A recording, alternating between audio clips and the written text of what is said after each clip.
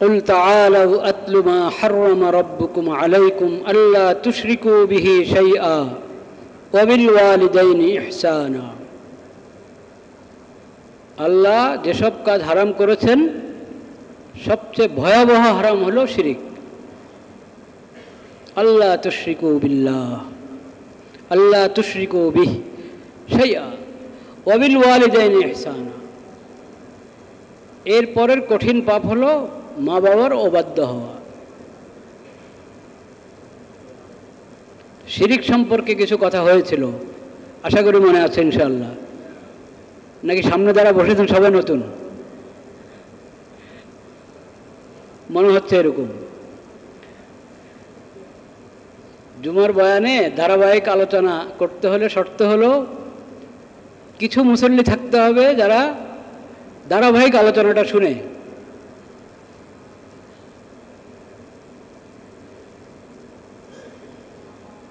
তাহলে বিষয়ভিত্তিক ধারাবাহিক আলোচনা করা সম্ভব হয়, সহজ হয়। আর যদি প্রতিদিনই সামনের মুসল্লিরা নতুন, তাহলে তো এখন যে কথাটা হবে গত সপ্তাহের কথার পরিপূরক কথা। তো আগেরটাই যদি আমার শোনা না থাকে তো পরেরটা কীভাবে আমি অনুধাবন করব?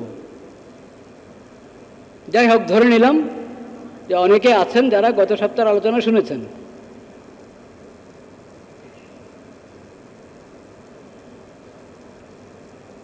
শিরিক হারাম।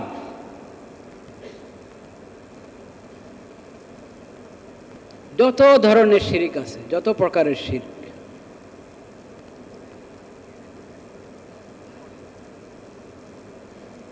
বলেছিলাম ইবাদতের মধ্যে আল্লাহর সঙ্গে কাউকে শরিক করা শিরিক কিনা এটা আমরা সবাই জানি, সবাই বুঝি। মাহবুদ একমাত্র আল্লাহ, আল্লাহ ছাড়া কাউকে মাহবুদ বানানো হলে শিরিক হবে কিনা? স্পষ্ট কথা, শিরিক। রব একমাত্র কে? আল্লাহ। আল্লাহ ছাড়া কাউকে রব হিসেবে গ্রহণ করা শিরক।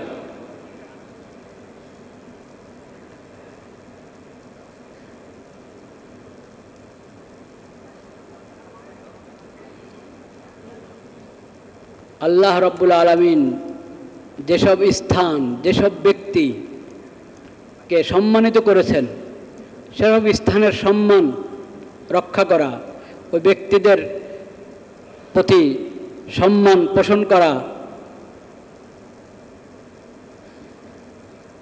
শ্রদ্ধা নিবেদন করা, ওটা আল্লাহর দেওয়া বিধান। কিন্তু প্রত্যেক জিনিসকে তার গণ্ডিতে রাখতে হবে, প্রত্যেক জিনিসকে তার গণ্ডিতে রাখতে হবে। মা বাবার সম্মান করা, মা বাবাকে ভালোবাসা, সম্মান করা, তাদের সাহায্য সহযোগিতা করা, ইকরাম করা, এসব বিধান আল্লাহ দিয়েছেন। তাদের প্রতি দয়া করা, এই বিধান আল্লাহ দিয়েছেন। কিন্তু মা বাবাকে আল্লাহর সঙ্গে শরিক করা হারাম। কি হারাম? মা বাবা হিসাবে তাদের মাধ্যমে আল্লাহ আমাকে দুনিয়াতে পাঠিয়েছেন। আমি তাদের ঘরে জন্মগ্রহণ করেছি, সেই হিসাবে তাদের অনেক হক আমার উপর। কিন্তু তাদেরকে আল্লাহর সঙ্গে শরিক করা যাবে না। মা বাবাকে মাথায় উঠাতে পারেন, কিন্তু মা বাবাকে সজদা করতে পারবেন না। মা বাবাকে সজদা করা যাবে না। সজদা একমাত্র কাকে? আল্লাহকে। মা বাবা শিরিকপন্থী, মুশরিক, ইসলাম গ্রহণ করে নাই, করছে না। আপনি দাওয়াত দিচ্ছেন, আপনার দাওয়াতও ইসলামের দাওয়াত দিচ্ছেন, তাদেরকে দাওয়াত গ্রহণ করছে না। নিজেরা শিরিকের উপর আছে। সন্তানকেও বলছে তুমি শিরিক করো। কি করো? শিরিক করো। সন্তান যে তাওহীদের দ্বীন ইসলাম কবুল করেছে, একমাত্র আল্লাহর ইবাদত, একমাত্র আল্লাহর কাছে সাহায্য প্রার্থনা, এটাতে কোনো মা বাবা রাজি নাই। মুশরিক মা বাবা রাজি নেই। সন্তানকে বরং উল্টা বলছে, তুমি আল্লাহর সঙ্গে শরিক করো, তুমি শিরিকের মতবাদ গ্রহণ করো। বলেন নাউযুবিল্লাহ। এরকম যদি কোনো মা বাবা বলে, যে মা বাবার ব্যাপারে আল্লাহ তাআলা নিজের ইবাদতের পরেই বলেছেন, প্রথম বিধান আল্লাহ দিয়েছেন আমার ইবাদত করো, দ্বিতীয় বিধান আল্লাহ তাআলা দিয়েছেন তোমার মা বাবার সাথে সুন্দর আচরণ করো, ভালো ব্যবহার করো। মা বাবার এত মর্যাদা, কিন্তু যদি মা বাবা সন্তানকে শিরিক করতে বলছে, খালি আল্লাহর নাফরমানি না, আল্লাহর সঙ্গে শরিক করতে বলছে, এত ভয়ঙ্কর ভয়াবহ পাপের নির্দেশ দিচ্ছে মা বাবা সন্তানকে, তখন সন্তানের করণীয় কি? সেটাও আল্লাহ রাব্বুল আলামিন বলে দিয়েছেন 21 নম্বর পারা সূরা লোকমানের মধ্যে, সেটাও আল্লাহ বলে দিয়েছেন।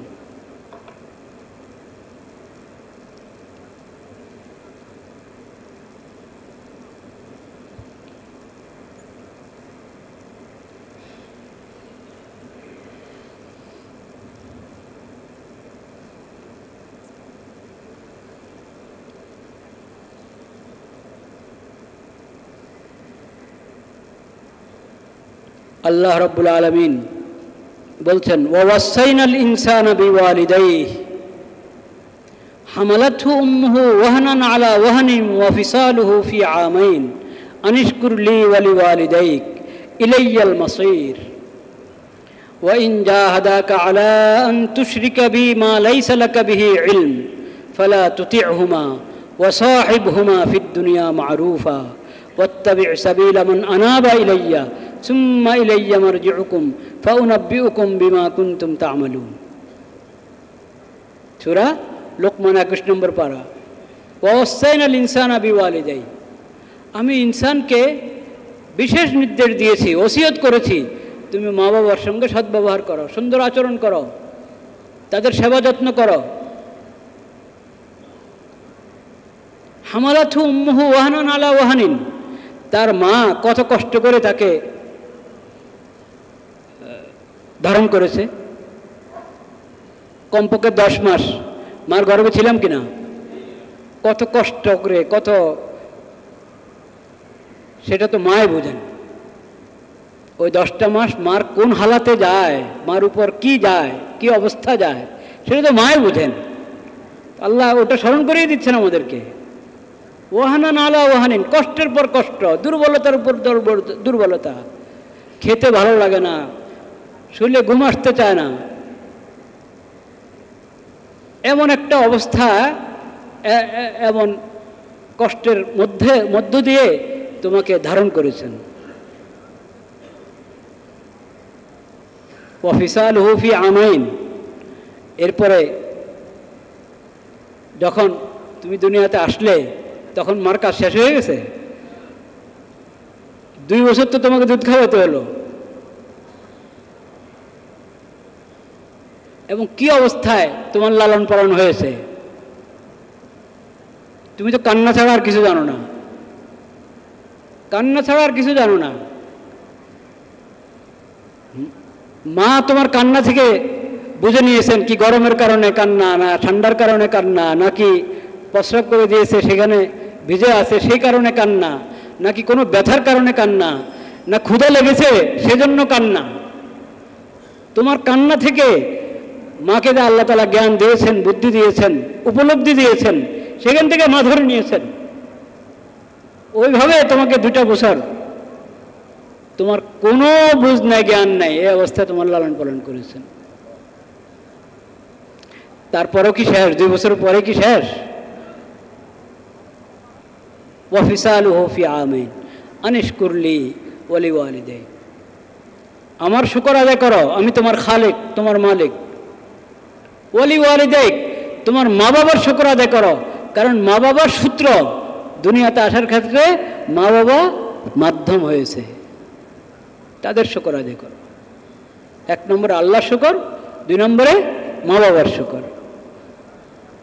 ইলাইয়াল মাসীর, তোমরা সবাই আমার কাছে ফেরত আসবে।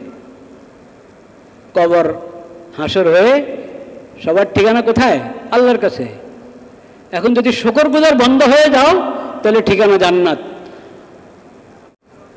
আর যদি নাশুকরি করো তাহলে ঠিকানা কি? জাহান্নাম।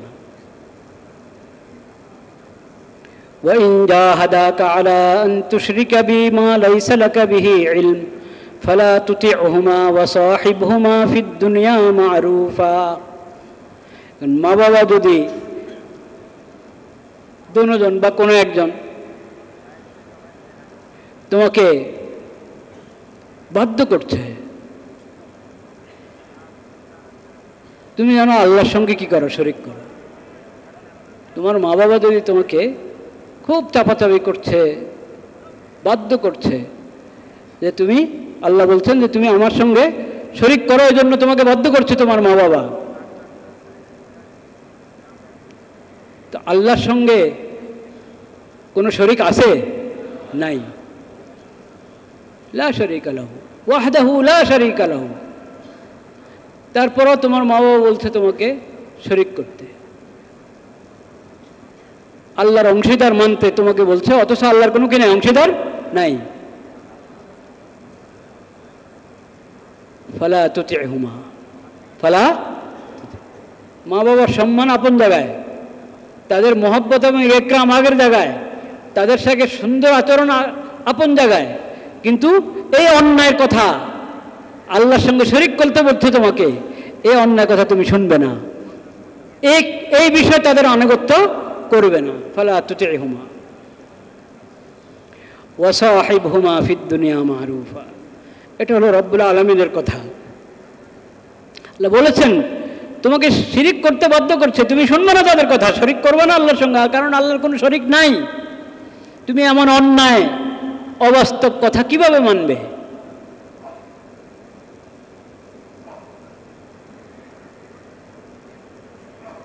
কিন্তু তারপরে তো তোমার মা বাবা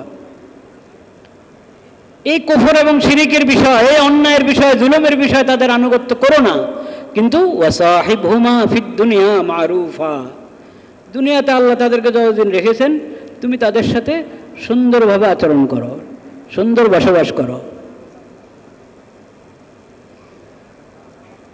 তোমার ঘরে আছে আর তোমাকে শরিক করতে বলছে, আল্লাহর নাফরমানি করতে বলছে, তুমি নাউজুবিল্লাহ তুমি বলবে যে না আপনাদের জায়গা নেই ঘরে, না, এই কথা বলতে পারো না তুমি। তোমার মা বাবা মুশরিক হোক, কাফের হোক, অমুসলিম হোক, কিন্তু তোমার মা, তোমার বাপ, সেজন্য জাগতিকভাবে তুমি তাদের সাথে সুন্দর আচরণ করো। তোমার খালেক মালেক যিনি, তাদের খালেক মালেক যিনি, তার সঙ্গে শরিক করতে বললে ওটা শুনবে না, তার নাফরমানি করতে বললে ওটা শুনবে না।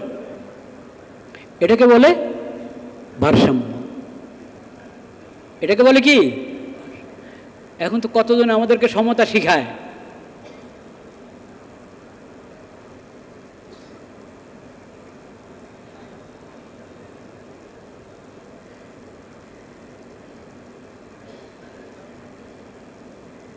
যদি ইসলামে কোনো ধরনের বাড়াবাড়ি, ছাড়াছাড়ির কোনো লেশ মাত্র কিছু থাকতো, তাহলে এখানে কি বলতো? আল্লাহর সাথে শরিক করতে বলছে, বের করো ওদেরকে, ছাড়ো, ওদের সাথে সম্পর্কহীনতা ঘোষণা করো, তা বলে নেই। মা বাবা হিসেবে সম্পর্ক ঠিক রাখো, কিন্তু যেটা অন্যায় বলছে সেই বিষয়ে তাদের কি করো না? আনুগত্য করো না, তাদের কথা শোনো না।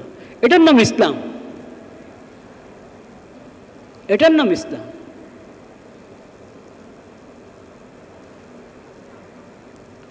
ওয়াসাহিবহুমা ফিদ দুনিয়া মারুফা ওয়াত্তাবি সাবিলা মান আনাবা ইলাই। অনুসরণ আনুগত্য কার করবে? অনুসরণ আনুগত্য ইবাদত আল্লাহর, সর্বোচ্চ নিঃশর্ত আনুগত্য কার? আল্লাহর। কিন্তু আল্লাহ যাদের হুকুম করেছেন, যারা আল্লাহমুখী, যারা আল্লাহর দিন উপর আছে, শরীয়তের অনুসারী, সুন্নতের অনুসারী, তাদের রাহবরি তুমি গ্রহণ করো। তারা যে পথে চলে তুমি সেই পথে কি করো? চলো। যে ইসলামে কবুল করে নাই, মুসলিমও হতে পারে নাই, শিরিকের উপরে আছে, তাওহীদ গ্রহণ করতে পারে নাই, কুফরের উপরে আছে, ঈমান গ্রহণ করতে পারে নাই, তার পিছনে চলবা না, তার পিছনে হাঁটবা না, হাঁটবে কার পিছনে? মান আনাবা ইলাই, যে আল্লাহর উপর ঈমান এনেছে, যে আল্লাহমুখী, তার পিছনে হাঁটো। এই ক্ষেত্রে মা বাবার পিছনে হাঁটবে না। ওয়াত্তাবি সাবিলা মান আনাবা ইলাইয়া।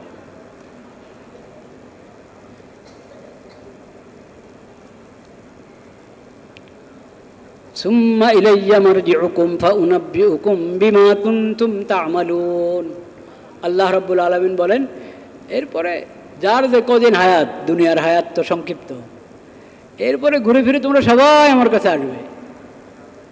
যে তোমাকে শরিক করতে বলেছিল, শিরকের উপর উদ্বুদ্ধ করেছে, সেও আমার দরবারে হাজির হবে, তুমিও হাজির হবে, সবাই আসবে তোমরা। তখন দেখতে পাবে কার কি আমল, কার কি আমল। সব সব লেখা আছে, সব কিছু উপস্থিত পাবে সামনে, কি করে গেছো তুমি দুনিয়াতে। ওয়াজাদু মা আমিলু হাদিরা ওয়ালা ইয়াজলিমু রাব্বুকা আহাদা। যা যা করেছো ভালো মন্দ সব ওখানে পাবে, সবগুলোর ব্যাপারে তোমাকে হিসাব বুঝিয়ে দেওয়া হবে, ভালোর উপরে পুরস্কার দেওয়া হবে, আর যা কিছু অন্যায় সেটার শাস্তি ভোগ করতে হবে। যদি তওবা করে নিজেকে সংশোধন করে পাক সাফ হয়ে না যেতে পারো। তো আল্লাহ রাব্বুল আলামিন প্রথম কথা আমাদেরকে বলেছেন একমাত্র আল্লাহর ইবাদত করো। প্রথম কথা আমাদেরকে আল্লাহ বলেছেন সব ধরনের শিরক হারাম। সব ধরনের শিরক কি হারাম। আল্লাহ তুশরিক বি,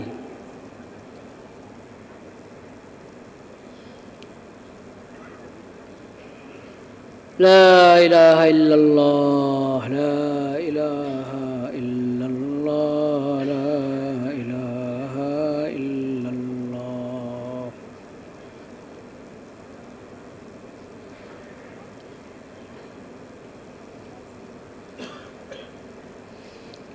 قل تعالوا أتل ما حرم ربكم عليكم ألا تشركوا به شيئا وبالوالدين إحسانا। তো কোরআন কারীমের অনেক আয়াতে দেখেন, এখানে সূরা আনাম থেকে আমরা পড়ছিলাম, গেলাম সূরা লোকমানের মধ্যে, সেই গোটা আপনি সূরাতুল ইসরার মধ্যে পাবেন, সূরাতুল আহকাফের মধ্যে পাবেন। আল্লাহ তাআলা এক এক বিধান অনেক আয়াতে বারবার করে বলেছেন, যাতে আমরা একটু উপদেশ গ্রহণ করি, নসিহত গ্রহণ করি, সব ধরনের শিরক থেকে দূরে থাকতে হবে। গত সপ্তাহে আমরা বলেছিলাম মাখলুক আল্লাহর সৃষ্টি, মাখলুককে খালেক বানানো যাবে না। আল্লাহর বৈশিষ্ট্য যেটা, ওটা মাখলুকের জন্য সাব্যস্ত করা যাবে না।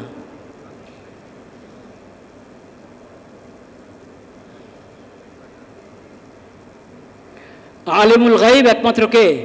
আল্লাহ। কোনো মাখলুককে আলিমুল গায়ব বলা যাবে না।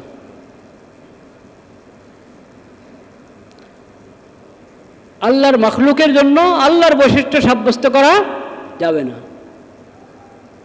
এমনকি নবী রাসূল আল্লাহর সবচেয়ে প্রিয় বান্দা, আল্লাহর সবচেয়ে প্রিয় বান্দা। সর্বপ্রথম নবী আদম আলাইহিস সালাম, সর্বশেষ নবী হযরত মুহাম্মদ মুস্তাফা সাল্লাল্লাহু আলাইহি ওয়াসাল্লাম। সকল নবী রাসূল আল্লাহর সবচেয়ে প্রিয় বান্দা।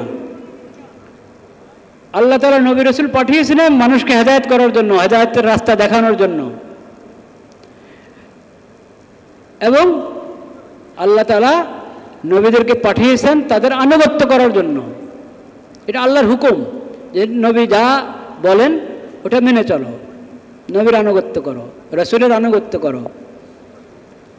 কিন্তু রাসূল আল্লাহর বান্দা কি বান্দা না? হ্যাঁ, আল্লাহর বান্দা।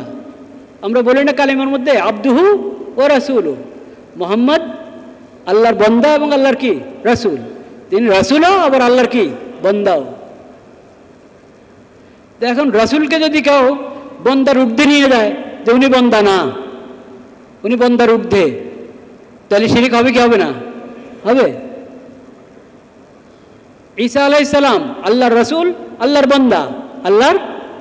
কিন্তু খ্রিস্টানরা ঈসা আলাইহিস সালামকে তিন খোদার এক খোদা বানিয়েছে, নাউজুবিল্লাহ। তো ওদের তাওহীদ আছে? হ্যাঁ, নাই, তাওহীদ নাই। নবীকে নবীর স্থানে রাখতে হবে। নবীকে সাধারণ মানুষের মতো মনে করলে হবে না। নবী মানুষ, মানব, কিন্তু সাধারণ মানবের মতো না, সাধারণ মানুষের মতো না। কারণ তিনি তো নবী, তার সাথে আল্লাহর ওহীর কি আছে, সম্পর্ক আছে।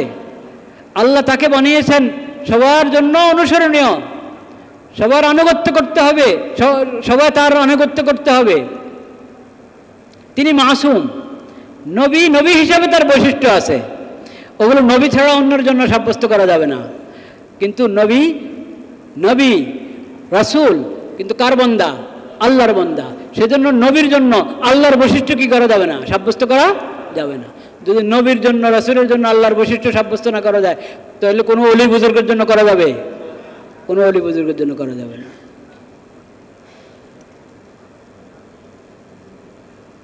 আর অলি বুজুর্গ হলেন যিনি আল্লাহর ইবাদত করে, আল্লাহর রাসূলের আনুগত্য করে, আল্লাহর দেওয়া শরীয়তের অনুসরণ করে, আনুগত্য করে, রাসূলুল্লাহ সাল্লাল্লাহু আলাইহি ওয়াসাল্লামের সুন্নতের কি অনুসরণ করে, সে অলি বুজুর্গ। যে শরীয়ত মানে না, সুন্নত মানে না, সে কি অলি বুজুর্গ হতে পারে? কখনো হতে পারে না। তো অলি বুজুর্গ না, আপনি জবরদস্তি অলি বুজুর্গ বানিয়েছেন। এমন অলি বুজুর্গের জন্য যদি আল্লাহর বৈশিষ্ট্য সাব্যস্ত করা হয়, তো শিরিক হবে কি হবে না? খাঁটি অলি বুজুর্গের জন্য তো আল্লাহর বৈশিষ্ট্য সাব্যস্ত করা যায় না, সেটাই শিরিক। তো নকল অলি বুজুর্গের জন্য আল্লাহর বৈশিষ্ট্য সাব্যস্ত করলে ওটা হবে না শিরিক? আরো বড় শিরিক, সবই শিরিক। শিরিক হলে যেটাই শিরিক, সেটাই ভয়াবহ অপরাধ, হারাম।